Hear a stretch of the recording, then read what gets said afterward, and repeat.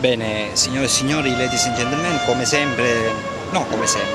diciamo molto spesso siamo a Teatro Eschilo, come potete vedere, e oggi c'è questo, Invasione di libertà, cioè praticamente Gela, a Gela nel 424 a.C. c'è stato il primo congresso della pace del mondo, cioè il primo congresso del mondo della pace, per la pace. Ora entriamo. Isn't she lovely, made for love? Isn't she lovely?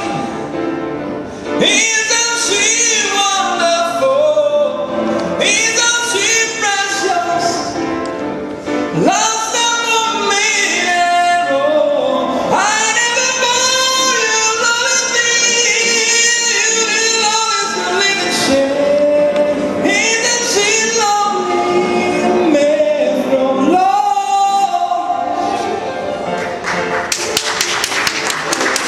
Grazie mille. Al pianoforte Alessandro Salsetta, voce flicorno soprano Samuele Mammano, benvenuti.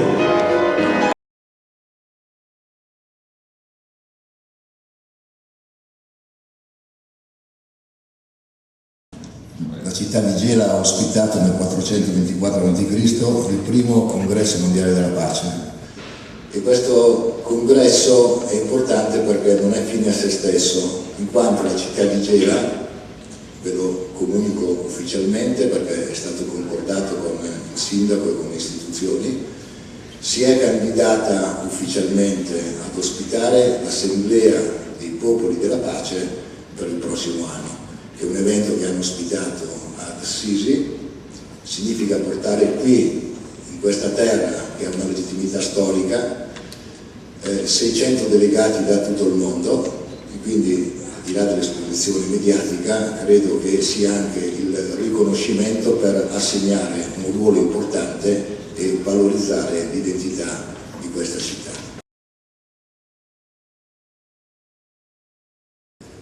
Oggi si celebra la giornata internazionale della pace. I conflitti armati causano un immenso dolore, troppi sono quelli che soffrono, sosteniamoli con solidarietà. Dobbiamo estinguere le fiamme dell'estremismo e affrontare le cause dei conflitti fin dalle radici. La pace è una lunga strada che dobbiamo percorrere insieme, passo dopo passo, iniziando da oggi. Osserveremo un minuto di silenzio a mezzogiorno. Riflettiamo sulla pace e ciò che significa per la nostra grande famiglia umana. Teniamola nei nostri cuori e menti e alleviamola finché possa crescere e finalmente fiorire. Il segretario generale delle Nazioni Unite, Ban Ki-moon. Invito il sindaco di Gela a dare il saluto. Gela è una terra particolare, lo dimostra la storia racconta la vita degli uomini. Dal 424 a.C. ad oggi tanti eventi importanti svolti per la Sicilia, per l'Italia, per il Mediterraneo, ma per l'umanità. Nasce qui la libertà, la democrazia in Europa. Questa è una terra speciale, ma forse è solo il centro del Mediterraneo, il Mare Nostro, la culla di tante culture, che oggi non è più il centro dell'economia mondiale, ma resta in ogni caso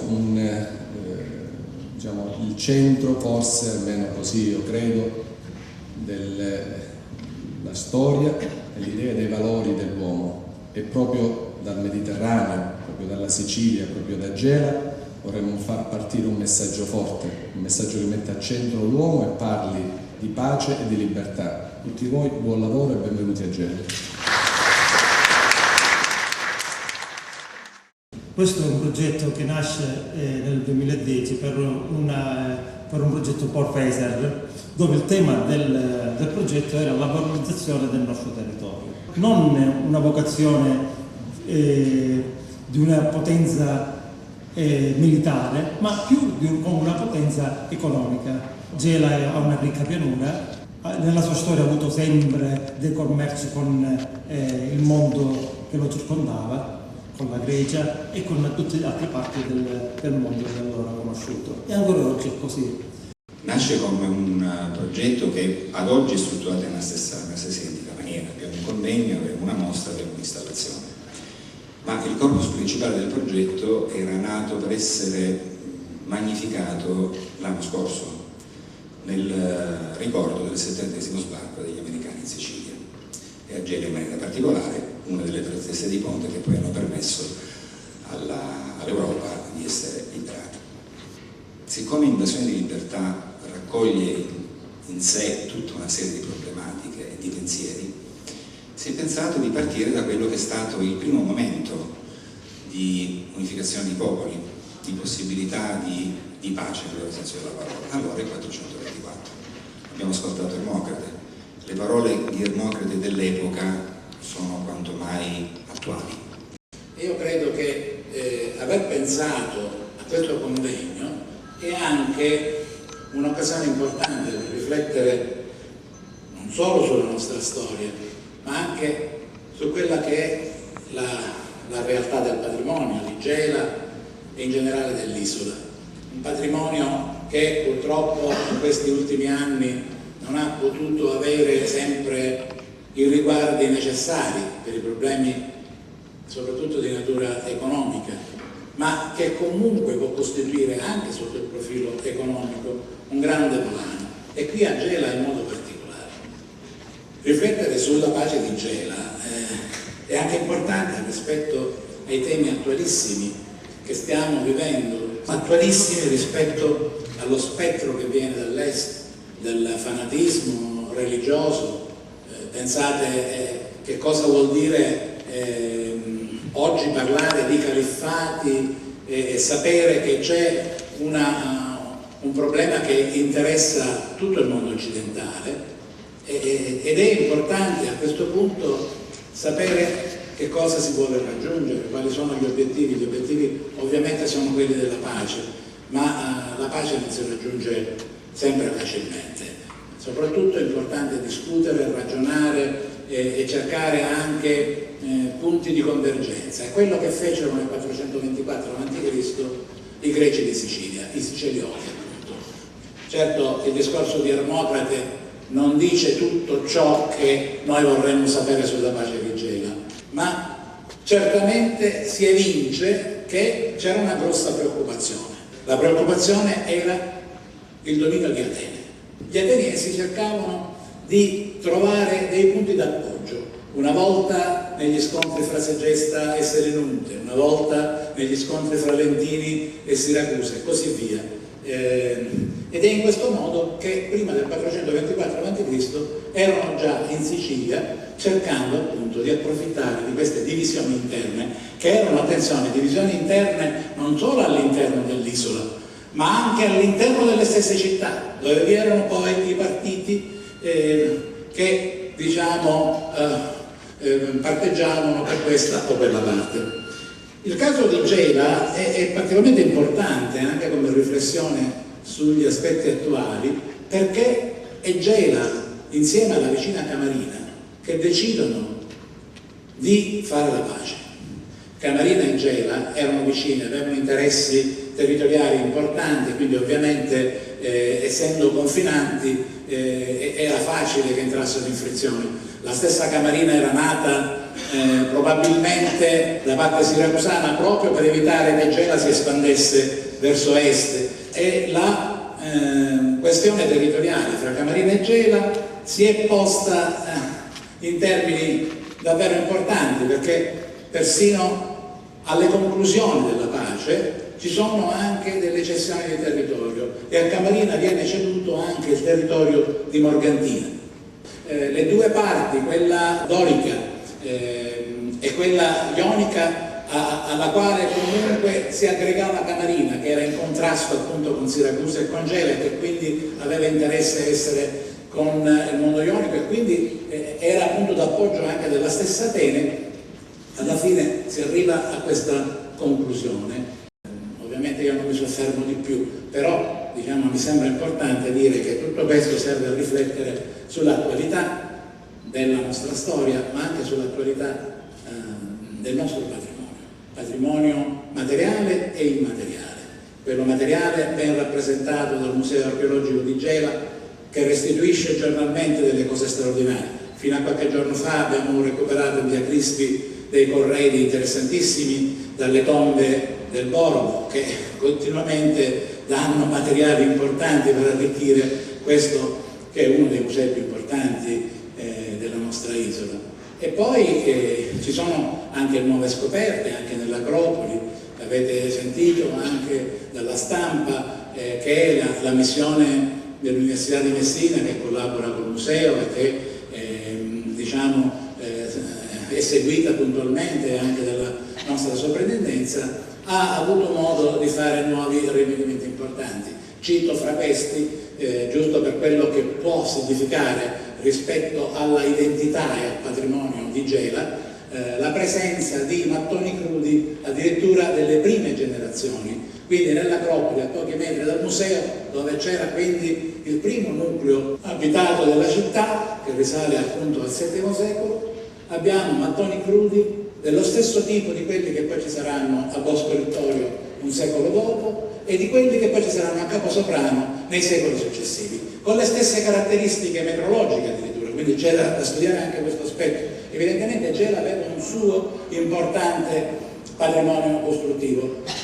Io che ho avuto modo di lavorare a Camarina come direttore del museo negli anni passati e anche di fare scavi a Montagna di Marzo come direttore della sezione archeologica di Enna negli anni in cui mi occupavo di quel territorio, so bene quanto fosse importante capire l'espansione culturale di Gela. Gela esportava a Camarina importantissimi sarcofagi fittili con colonnine ioniche, nonostante fosse città dorica, molto raffinate da questo punto di vista. Pensate che i pregressi, diciamo, di quella che è l'architettura ionica di Sicilia, abbastanza, come dire, rara ma raffinatissima, pensate al Tempio Ionico di Siracusa, li abbiamo proprio a Gela. E d'altronde non ci possiamo meravigliare di questo, perché i tiranni che poi si spostarono a Siracusa da qui venivano. Io credo che con l'evento che oggi andiamo, diciamo, a realizzare sicuramente si raggiunge un tassello importante per far capire anche all'esterno, ma direi anche ai gelesi, quanto sia importante questo patrimonio. Grazie.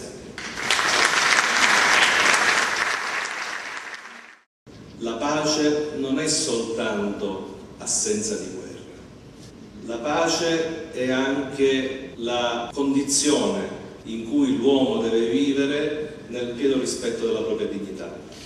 Vorrei un attimo decontestualizzare questo avvenimento per ricordarne un altro che è assolutamente complementare con quello che stiamo noi commemorando e che accade circa poco più di 50 anni dopo di quello di Gela. È il Trattato di Himera del 480 a.C., quindi proprio pochissimi anni dopo che si era verificato questo incontro per la pace a Gela.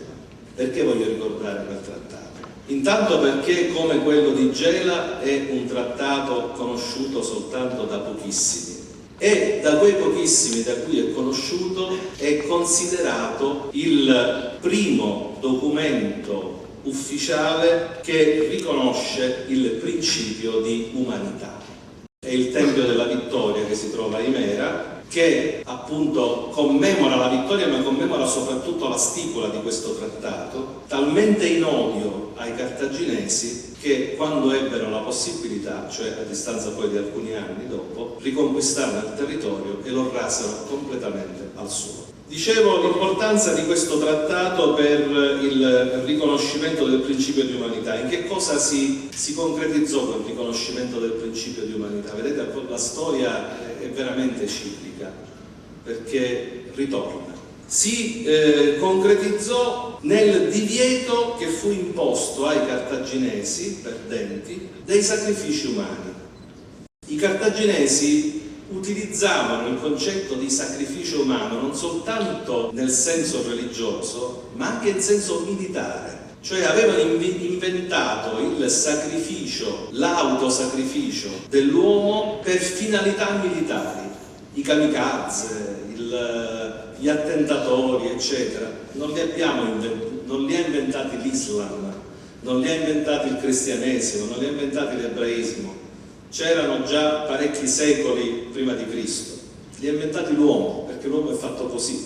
Quindi il Trattato di Himera, nel suo contesto storico e religioso, segna il primo elemento della nozione di umanità. 2500 anni prima della Carta delle Nazioni Unite ritroviamo in un atto giuridico convenzionale una disposizione che regola il comportamento di uno Stato nei confronti dei propri cittadini, vietando i sacrifici umani. Quando si parla di principio di umanità in diritto internazionale ci si riferisce alla protezione della dignità umana, dell'uomo in quanto tale, non in quanto cittadino di uno Stato, l'uomo in quanto tale. La logica che sottende alla stipula del Trattato di Himera è quella dell'uomo come titolare di un diritto proprio. Gli olocausti umani, i sacrifici, avrebbero cozzato con questo principio di umanità e quindi andavano vietati. I sacrifici umani apparivano come un trattamento inumano e a questo titolo contrari al principio di umanità, come 2000 anni dopo affermerà il Tribunale Penale Internazionale per la ex Jugoslavia nel caso Celebeci e nel successivo caso Aleksovski.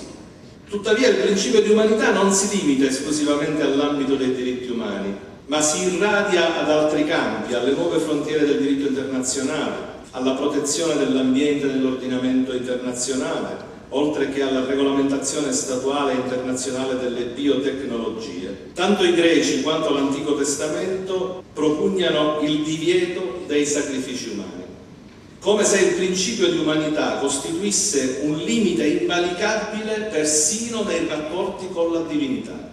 Però il trattato non fu soltanto questo, non fu soltanto un'affermazione del principio di umanità. Ha un'altra lettura che i giuristi danno e anche gli storici e che si presenta non antitetica ma complementare con questa lettura, e cioè la proibizione imposta dai Sicelioti ai Cartaginesi sembrava finalizzata anche a mettere al bando l'olocausto umano come metodo di combattimento, come arma, proprio perché essa si rivelava veramente efficace. Il sacrificio di esseri umani appare dunque come un'arma, un metodo di combattimento efficace, rivolta contro i nemici che non la praticano. Vi do lettura di 3 righe di un brano di Diodoro che ci ricorda la dimensione di questi sacrifici umani presso i cartaginesi. Dice Diodoro che, avuta cognizione di tutto ciò e vedendo il nemico accampato davanti alle mura, erano in preda al timore religioso, come coloro che avevano cancellato le onoranze agli dei già tributate dagli avi. Ansiosi di riparare all'inadempienza, scelsero 200 bambini della migliore nobiltà e li sacrificarono pubblicamente. Altri, che erano in stato di infamia, fecero dono di sé spontaneamente in numero non inferiore a 300. L'olocausto umano quindi appare come un'arma temibilissima, perfettamente funzionante, e come tale appariva agli occhi dei nemici. Per la verità, i cartaginesi non erano e non saranno gli unici ad avvalersi di comportamenti di questo tipo, anche sacrificando i propri militari.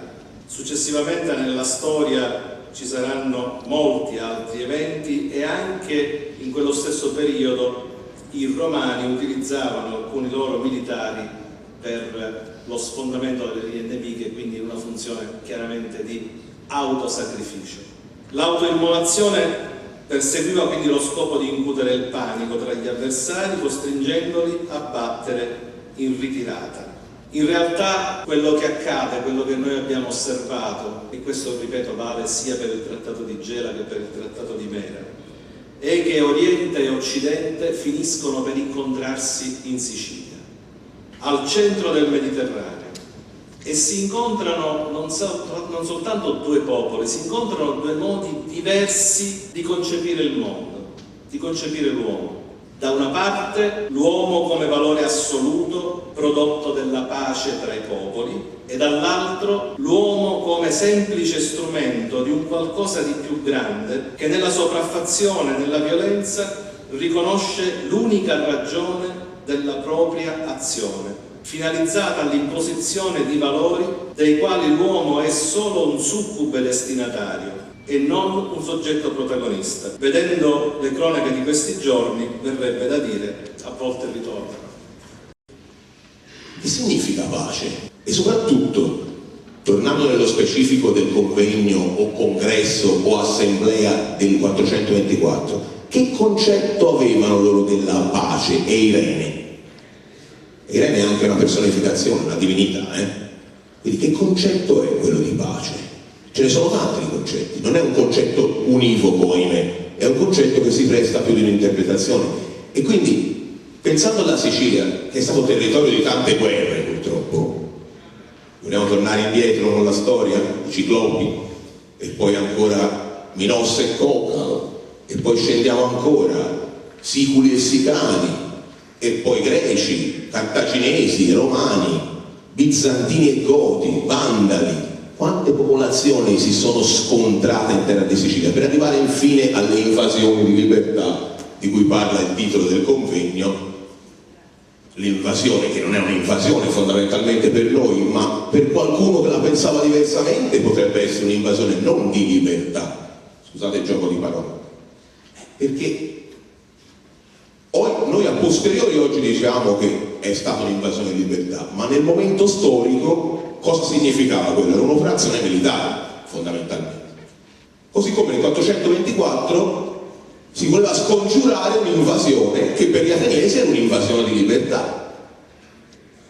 Perché gli ateniesi presupponevano di avere un sistema politico, un sistema economico, ma ancora di più un sistema di riferimenti culturali superiore agli altri, superiore all'Oriente, persiano, sconfitto nella seconda guerra persiana e umiliato dalla presenza della Lega Delio-Attica nel Mediterraneo orientale,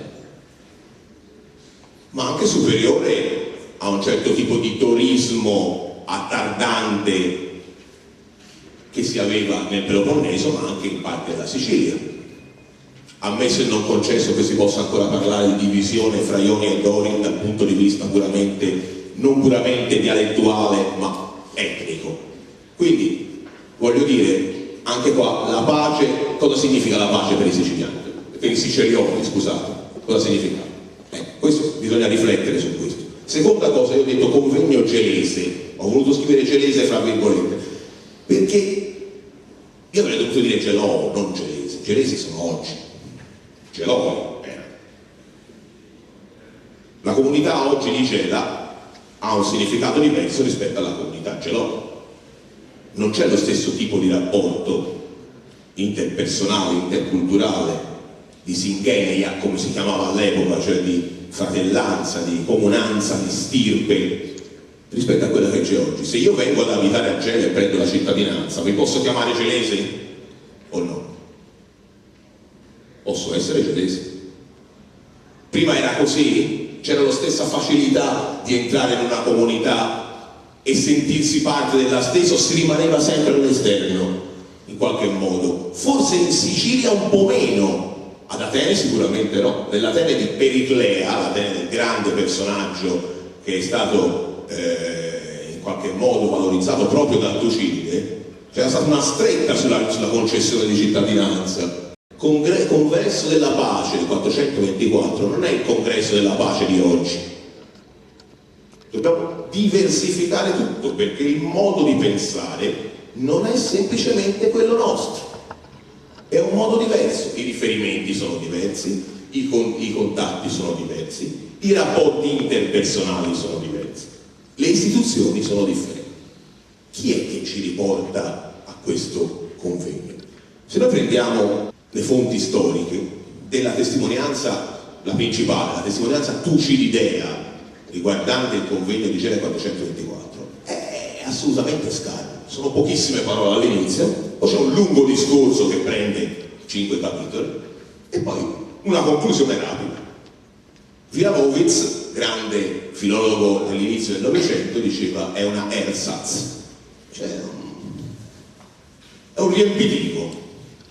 Non sapeva cosa dire perché aveva poca documentazione. Probabilmente Antioco, che era una delle sue fonti, o si concludeva nel 424 o forse non trattava più ampiamente, o forse lo trattava ma a Tucidide non interessava troppo inserirlo. E allora ecco che si inserisce la rede, il discorso, la demagogia.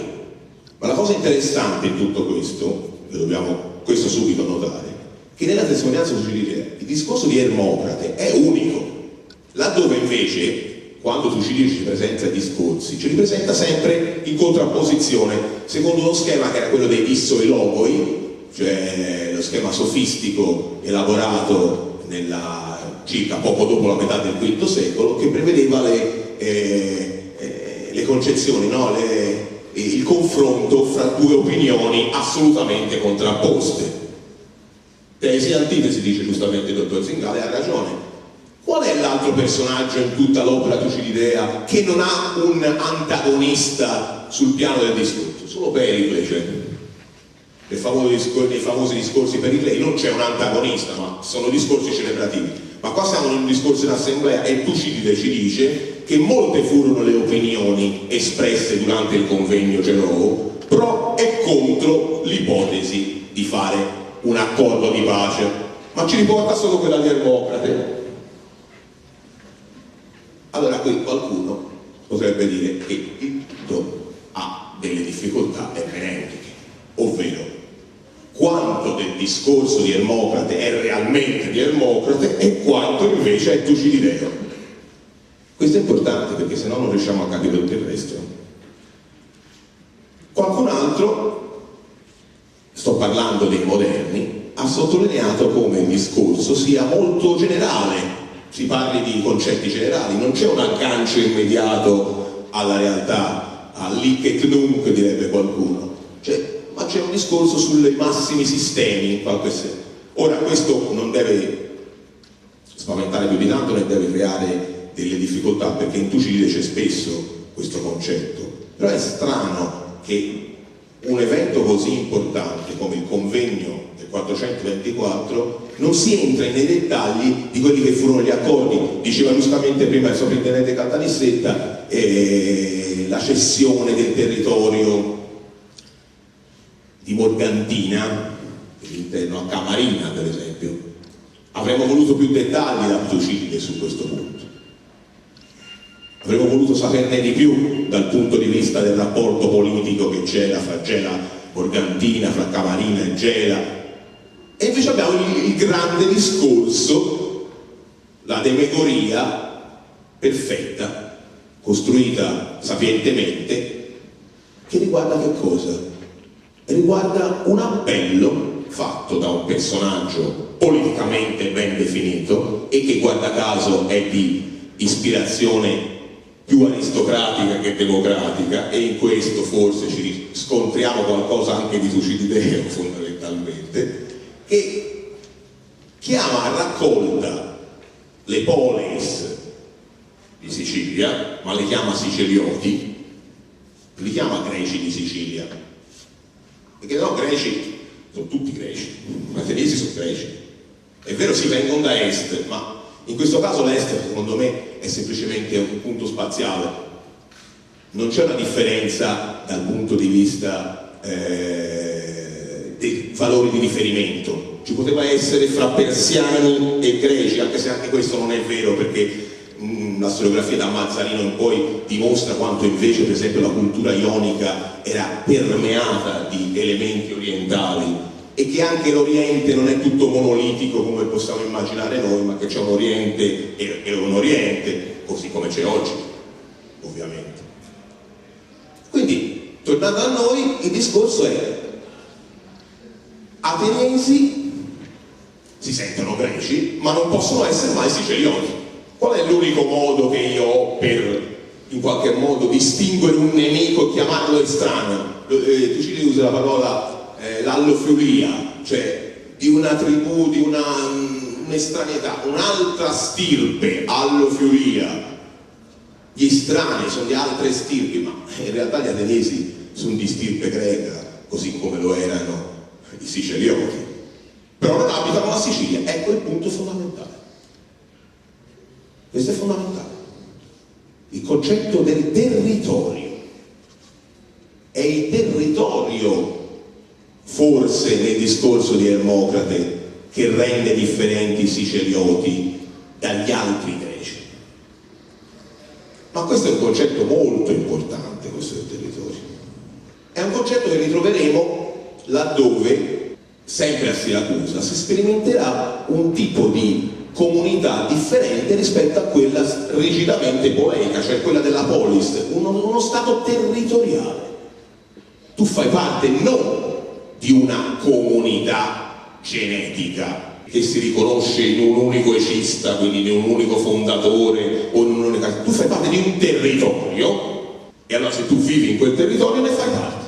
Uno potrebbe dire, forse Ermocrate non si poteva certo spingere a pensare che anche i siculi che abitavano quel territorio facessero parte della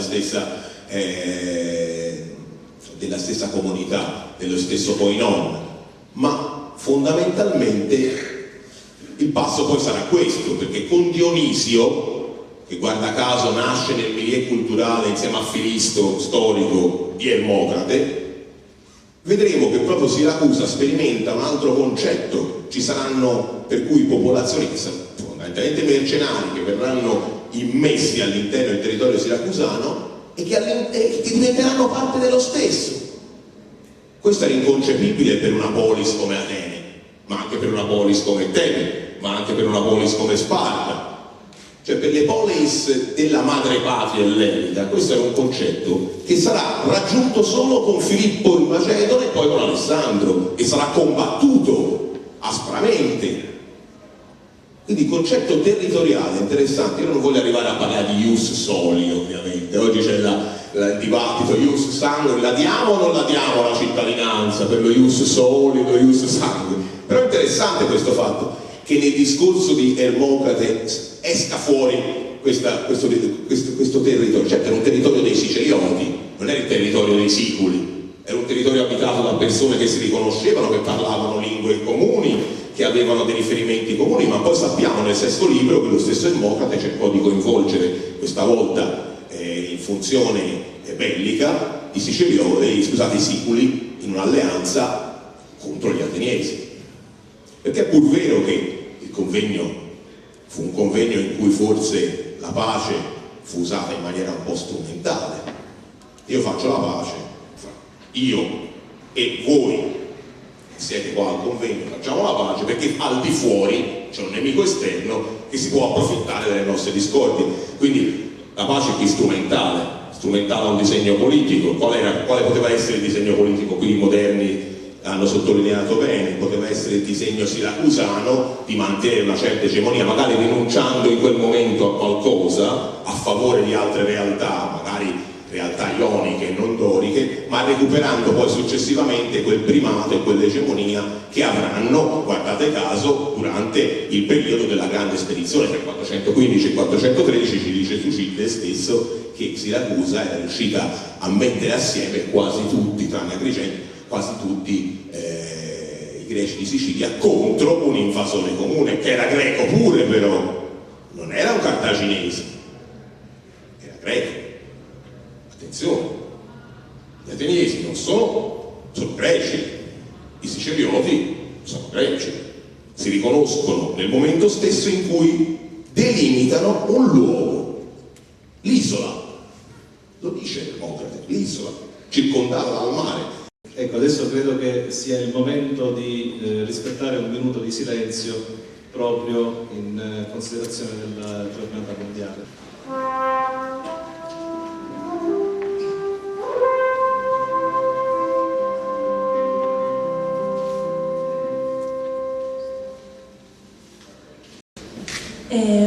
Per questo io solo volevo lasciare, no, un po' l'idea, no, di come i Fenici 3000 anni fa sapevano creare questo ambiente di pace, e noi 3000 anni dopo non siamo capaci di creare questi ambienti, no? Io spero che questo congresso non sia il germe di l'unità tra noi, e anche credo che loro avevano capito una cosa che forse noi l'abbiamo perso, no? Che è il rispetto alla diversità culturale, no?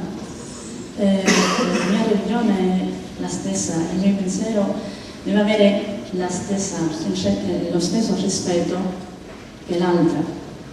Forse loro l'avevano capito bene e noi forse ancora manca di riflettere un po', no?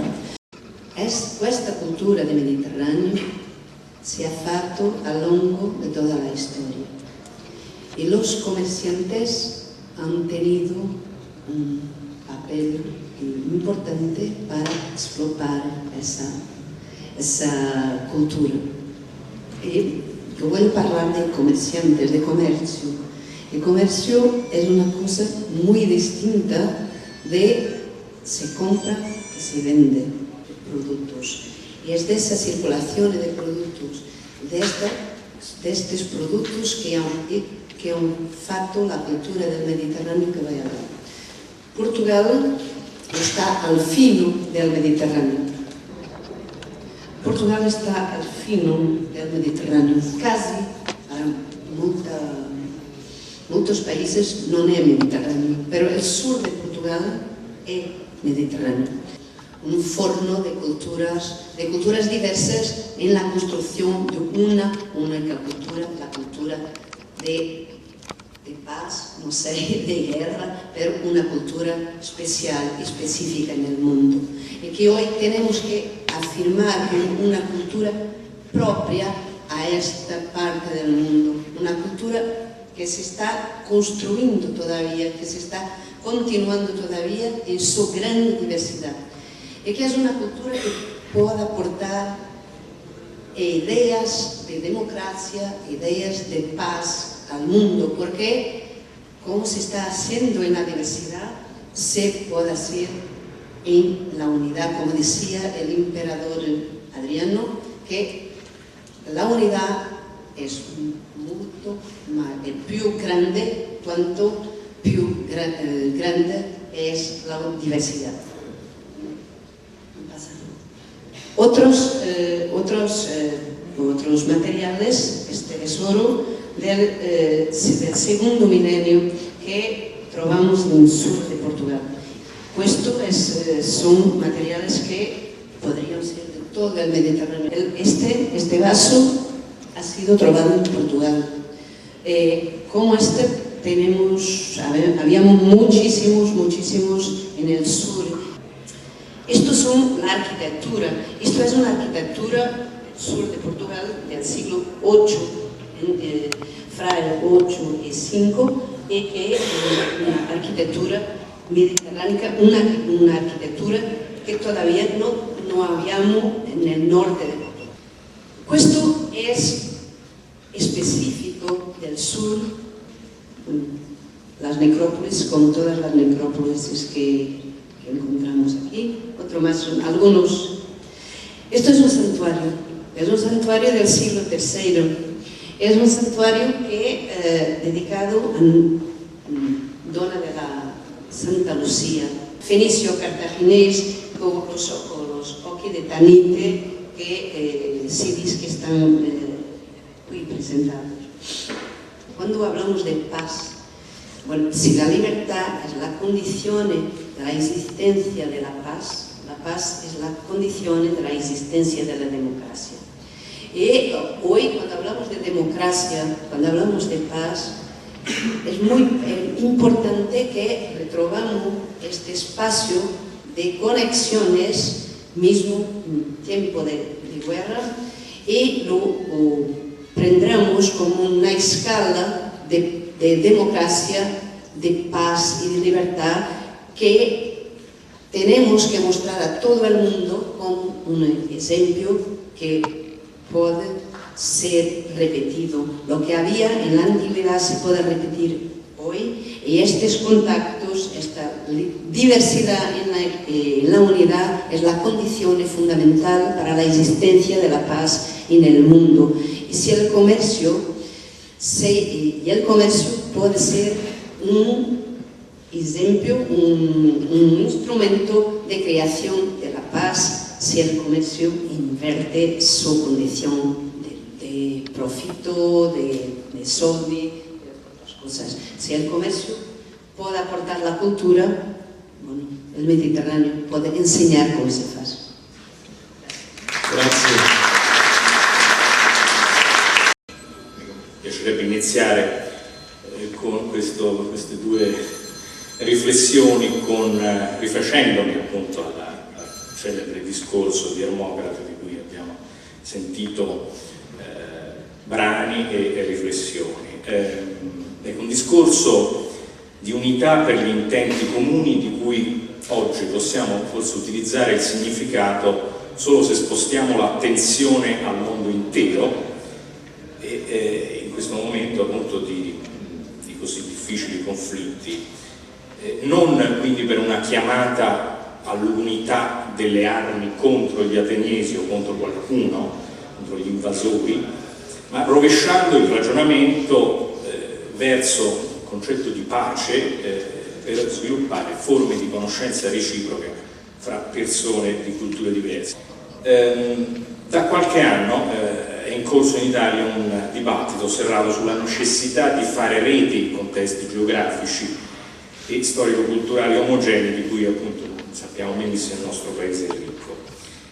Le regioni e le soppresse province italiane, nonostante la situazione economica sempre più difficile, sono riuscite a sviluppare dei progetti concreti frutto di relazioni visibili con l'azione amministrativa e politica di amministrazione innovativa tra comunità e contesti cittadini più o meno grandi. Questo lo dico perché con la soppressione appunto delle province appunto la parziale abrogazione delle divisioni provinciali di fronte a una forte omogeneità di carattere paesaggistico, culturale, storico-artistico, mette appunto molti piccoli e medi centri in difficoltà rispetto ai grandi centri, anche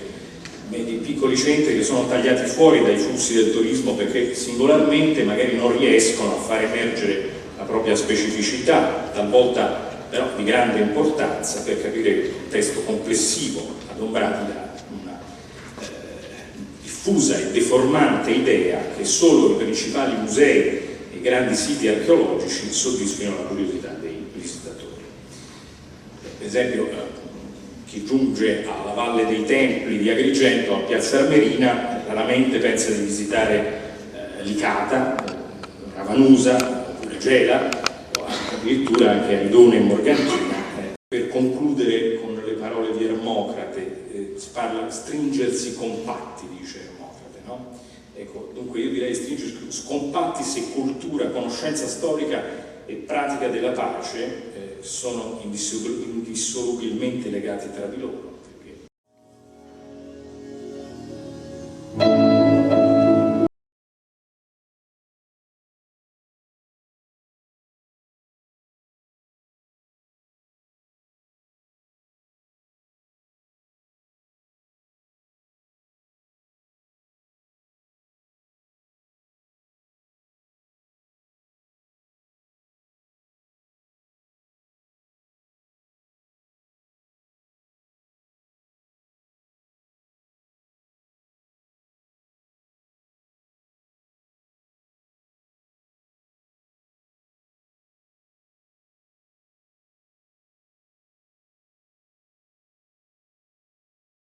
La città si è mobilitata perché voleva queste navi nella sua città, perché la città è più sensibile di prima a ciò che le appartiene e a ciò che serve perché lei possa avere un progresso domani.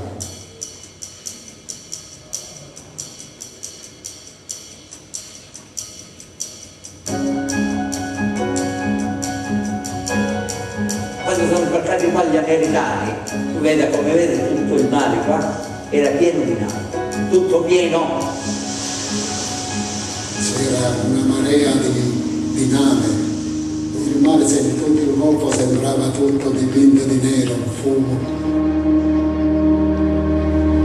E la sera ci sedevamo fuori a vedere il fuoco incrociato che facevano le navi, sparavano tutti ad incrocio così.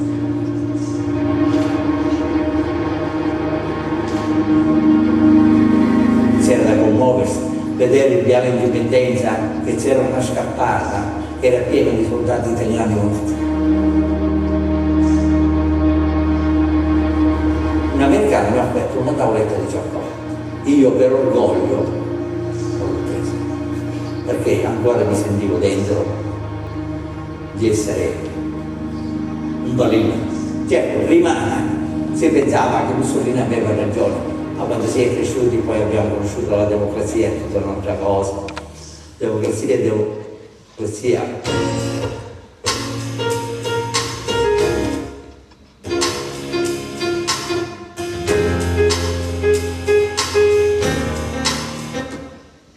La realtà di Gela negli anni 50, prima ancora che si pensasse minimamente che il petrolchimico dovesse arrivare a Gela, era una realtà interessante.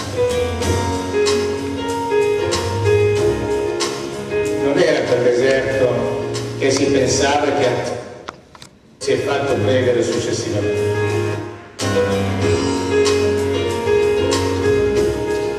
Nel dopoguerra si iniziano degli scavi sistematici e che poi sfociano con la costruzione del museo.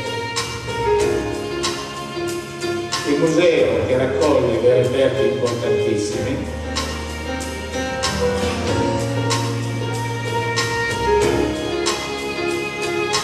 e insieme alla scoperta delle mura timoriantee, che sono delle mura greche le meglio conservate al mondo che sono state trovate,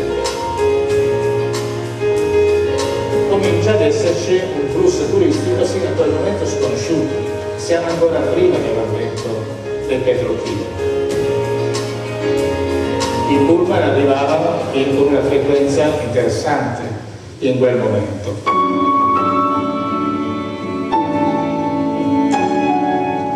Io come resto gli altri miei coetanei siamo nati con la raffineria. Io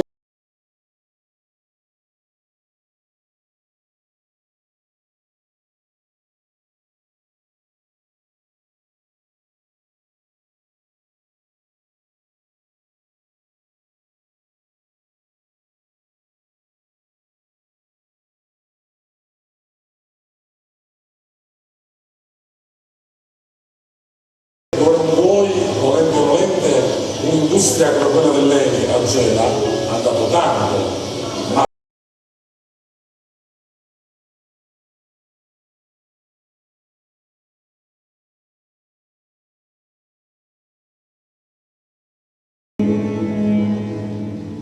Gela è uno dei posti più raccontati, documentati che c'è in Italia. Pensate soltanto a quante io lavoro in RAI, insomma, ho accesso all'archivio multimediale, mettendo la parola Gela escono fuori una quantità di documenti tra gli anni 50 e gli anni 60 impressionante. Perché? Perché l'avvento del petrolchimico, l'Eni in quegli anni si muoveva, aveva una campagna comunicativa potentissima, e non era una campagna comunicativa improvvisata. I primi reportage documentari che parlano di Gela sono firmati, hanno commenti scritti di Leonardo Sciascia, trovate lavori fatti da un regista come Giuseppe Ferrara, ci sono i fratelli italiani che lavorano a documentare su Gela. Gela è molto raccontata, ovviamente raccontata con la retorica del tempo, no? La fascinazione di questo sogno industriale che all'epoca colpiva molto. Negli anni 70 Gela diventa laboratorio, vengono dei sociologi, lo sapete benissimo, a studiare il rapporto tra questa località e l'industria, come mai questa città non riesce a diventare un centro industriale come gli altri. E Gela oggi è sotto studi ovviamente ambientali purtroppo e di altra natura. Forse quello che manca, come dire, è un racconto dall'interno, fatto da testimonianze di chi queste varie pagine le ha vissute anche da testimoni. Ecco, il tentativo che stiamo cercando di fare è proprio questo, insomma, recuperare un po' la storia della città attraverso questi capitoli questi sbarchi. Insomma, in qualche modo ci piaceva la metafora di questa nave greca che viene restituita alla città come finalmente l'ultimo sbarco che poi ritrova un porto. Insomma, speriamo che sia alla fine un prodotto che sia soprattutto utile alla comunità, che, come dire, mi dà la sensazione che sia molto più viva e attiva di quando veniva descritta in quei documentari degli anni 60. Non dimentichiamo, tra l'altro la caratteristica di Gela è che tutto quello che è successo a Gela ha avuto delle ripercussioni nazionali e internazionali, cioè non dimentichiamo che comunque si parla di Mediterraneo. L'Eni di Gela in fondo che cos'era? Faceva parte di quel sogno, utopia, comunque di Enrico Mattei, di dare una diversa politica energetica all'Italia, ma di imporre una diversa politica ai paesi del Mediterraneo. Perché lui aveva appena strappato un importantissimo accordo con l'Iraq, cacciando gli inglesi dal petrolio dell'Iraq. Ora, questo sogno anche di avere un rapporto diverso, anche un partenariato diverso con i paesi del Mediterraneo. Ovviamente, finendo l'epoca di Mattei, forse, chissà, questo petrolchimico con Mattei avrebbe avuto forse un'altra storia. Invece quel sogno, diciamo, è stato interrotto e poi il resto lo abbiamo visto, insomma.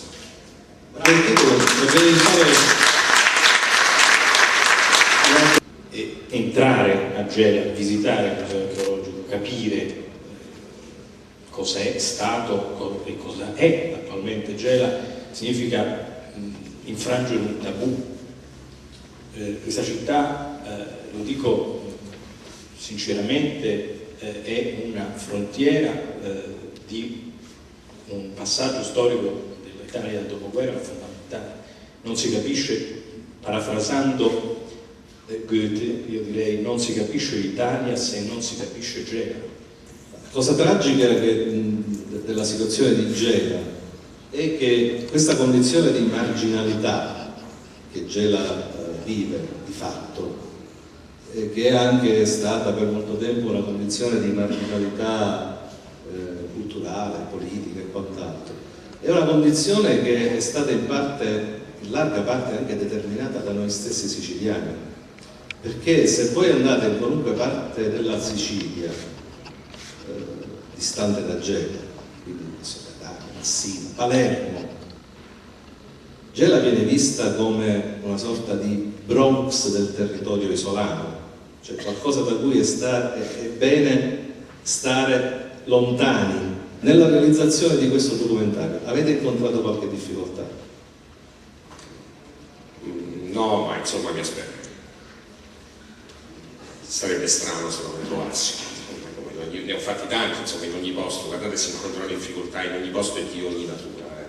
Quello che mi ha colpito, io non ero mai stato a Gela, ero stato tante volte in Sicilia, per lavoro anche. Una cosa, ovviamente, la dico da esterno, quindi non conosco tanto. Capisco, quando si rileggono gli articoli dei giornali degli anni 60, capisco quella fascinazione che ha avuto questo sogno industriale, perché io sono... Il primo impatto che si ha, si vede questa enorme città, ora è chiaro tutto quello che ha portato è successo, ma provate a immaginare, provo a mettermi in chi vedeva dal mare, vedeva arrivare questa, che ne so, la prima piattaforma che è arrivata alla Ferro Negro alla fine degli anni 50, questa cosa enorme che si avvicinava al mare. Era un sogno di progresso che aveva una fascinazione enorme, poi non è stato così. Devo dire che non deve neanche diventare l'alibi di tutto, cioè non è che tutto quello che non è stato fatto a Gela o si è fatto male è colpa del petrolchimico. Purtroppo noi in Italia, anche su Taranto, spesso si ragiona ormai così.